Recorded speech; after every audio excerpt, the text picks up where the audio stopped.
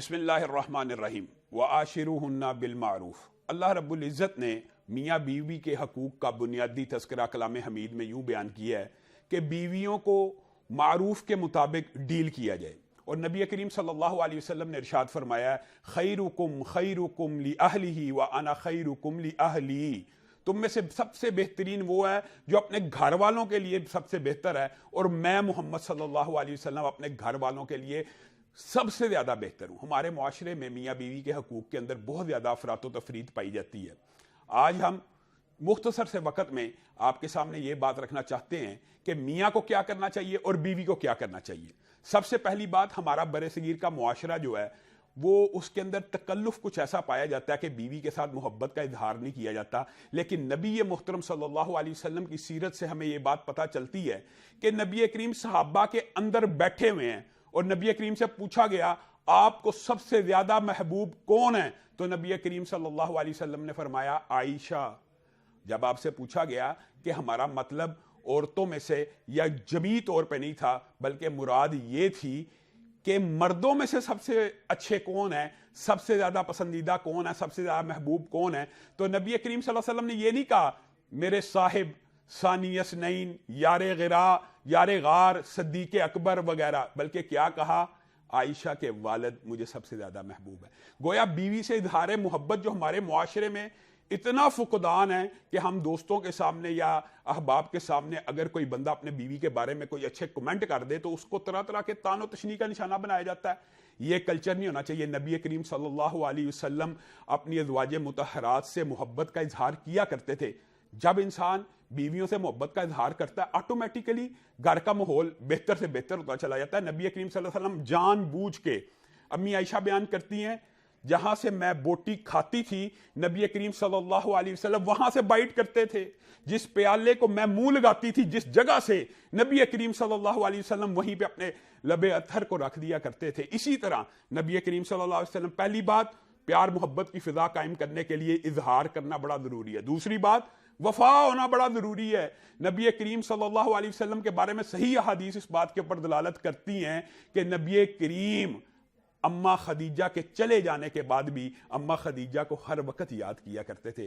امی عائشہ بیان کرتی ہے میں اپنی کسی سوتن سے اس طرح جیلسی فیل نہیں تھی کرتی جتنی حضرت خدیجہ سے کرتی تھی کہ چلی گئی، دنیا سے چلی گئی، جب بھی کوئی موقع آتا نبی کریم حضرت خدیجہ کا ذکر کرتے، قربانی آتی سب سے پہلے گوشت اماں خدیجہ کو بیچتے۔ اور مشہور آپ کے سامنے روایات ہیں کہ ایک مرتبہ حضرت خدیجہ کا ہار حضرت زینب کے خاوند قیدی بن کے آئے، اماں خدیجہ کا ہار نبی کریم صلی اللہ علیہ وسلم کی بارگاہ میں پیش کیا گیا۔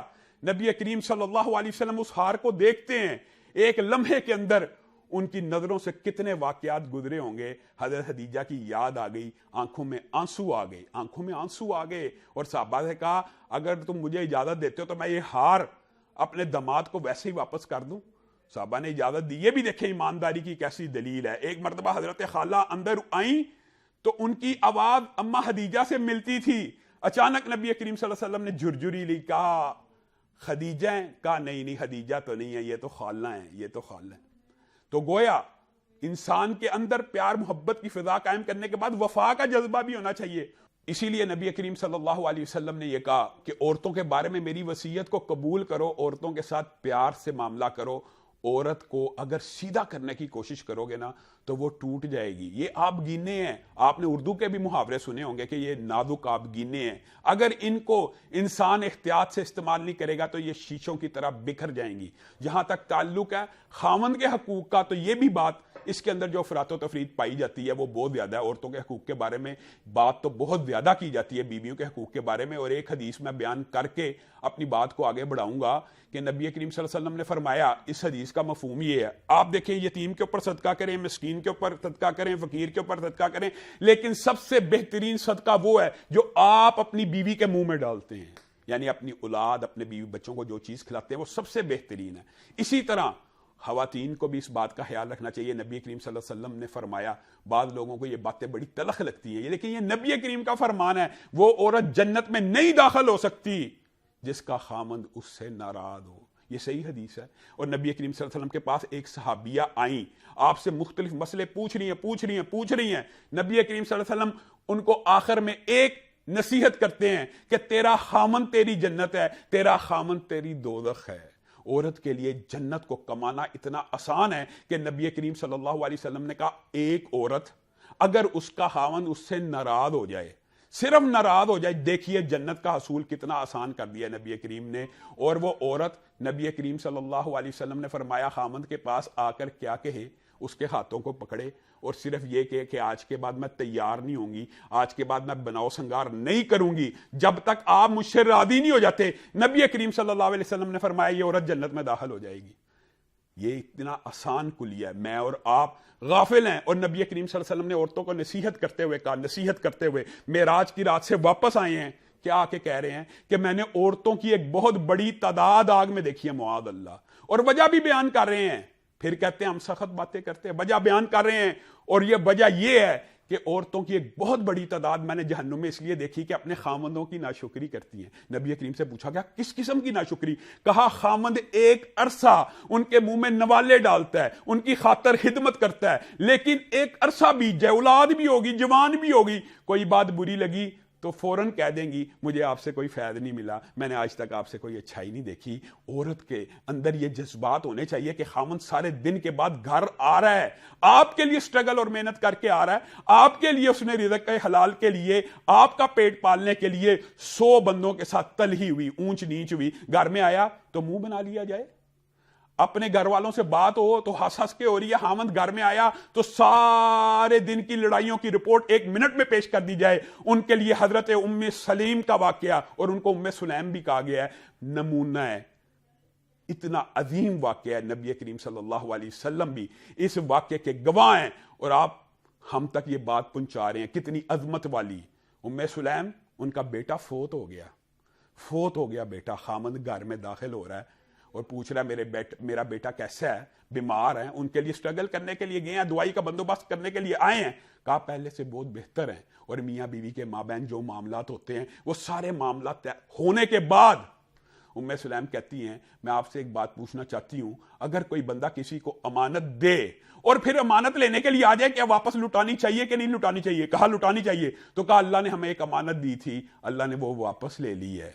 ابو طلحہ کے دل کو چوٹ پہنچی، ان کو ایسے فیل ہوا جیسے میرے ساتھ دھوکا ہو گیا، میرے بچے کی میت میرے گھر میں پڑی تھی اور ہم میاں بیوی مشغول تھے۔ دوڑتے ہوئے نبی کریم صلی اللہ علیہ وسلم کے پاس چلے گئے، شکایت عرض کی کہ ام سلیم نے یہ میرے ساتھ کیا معاملہ کیا، گھر میں بچے کی میت تھی، وہ تیار ہوئی، اس نے یہ سارا معاملہ ہمارا میاں بیوی کا ہوا۔ نبی کریم صلی اللہ علیہ وسلم نے کہا ام سلیم نے تو ایسا صبر کیا ہے اور ایسی خامند کو خوش کرنے کی روایت ڈالی ہے کہ اللہ رب العزت بھی عرش پہ اس بات پہ خوش ہے، اور تمہارے اس عمل کی وجہ سے اللہ تعالیٰ تمہیں ایسی اولاد دے گا کہ تم ایک بیٹے کے بارے میں کہتی ہو، پھر صحابہ بیان کرتے ہیں ان کے گھر بیٹا عبداللہ پیدا ہوا جس کے 10 بچے مدینہ کی گلیوں کے اندر بھاگتے اور دوڑتے پھرتے تھے۔ معزز سامعین گرامی قدر، ہم کہاں ہیں؟ ہمارا ایٹیچیوڈ کیا ہے؟ نبی کریم صلی اللہ علیہ وسلم، اچھا یہ بھی بڑی عجیب بات ہے، عورتوں سے مشورہ نہیں کرنا۔ اگر کوئی خامن بیوی سے مشورہ کر لے اس کے لیے معاذ اللہ ہمارے معاشرے میں عجیب و غریب نام بھی دیے گئے ہیں۔ نبی کریم صلی اللہ علیہ وسلم حضرت خدیجہ سے بھی مشورہ کرتے ہیں، حضرت ام سلمہ سے بھی مشورہ کرتے ہیں، وہ نبی جن کے بارے میں قریش مکہ نے کہہ دیا تھا کہ ہم نے آج تک ایسا رسول پیغمبر نہیں دیکھا، کہ صحابہ جن کی تھوک بھی اپنے اوپر گرا دیتے ہیں، وضو کا پانی بھی لے لیتے ہیں، وہ نبی کریم ایک دن کھڑے ہوئے اور صحابہ کو حکم دیا، صلح حدیبیہ کے موقع پہ صحابہ کے دل ذرا اس صلح سے خوش نہیں تھے، نبی کریم نے کہا قربانی کر دی جائے، سر منڈوا دیے جائیں، کسی صحابی نے عمل نہیں کیا۔ حضرت ام سلمہ کے پاس گئے، نبی کریم نے کہا یہ کیا ماجرا ہوا؟ تو ام سلمہ نے آپ کو مشورہ دیا، آپ جائیے، آپ باہر جا کے اپنا سر منڈوا لیجئے، قربانی کر لیجئے۔ کیا آج کل کا دور ہوتا لوگ کہتے یہ بیوی سے مشورے کر رہا ہے، عورت سے پوچھ رہا ہے؟ حضرت ام سلمہ نے ایسا صاحب مشورہ دیا، نبی کریم باہر آئے، اپنے سر کو منڈوایا، قربانی کی، سارے صحابہ رونا شروع ہو گئے اور انہوں نے قربانی بھی کر لی اور سر کو منڈوانا بھی شروع کر دیا۔ تو معزز سامعین گرامی قدر، میاں بیوی کے حقوق کے اندر افراط و تفریط نہیں ہونی چاہیے۔ جس طرح مردوں کے حقوق ہیں عورتوں کے بھی حقوق ہیں۔ اگر عورت، نبی کریم نے کہا عورت کا جنت میں جانا اتنا آسان ہے، کوئی عورت صرف اور صرف 5 وقت نماز پڑھے، صرف 30 دن کے روزے رکھے، اور تیسری بات اور کچھ نہیں کی، اپنے خامند کی اطاعت کر لے، اطاعت سے مراد خامن جس بھی گناہ کے علاوہ کام کا حکم دے اس کو مان لے، تو نبی کریم نے کہا ایسی عورت کے لیے جنت کے 8 دروازے کھول دیے جاتے ہیں کہ جہاں مرضی سے داخل ہو جائے۔ اللہ رب العزت جو کہا گیا، جو سنا گیا، اس کو سمجھنے اور اس کے اوپر عمل پیرا ہونے کی توفیق عنایت فرمائے۔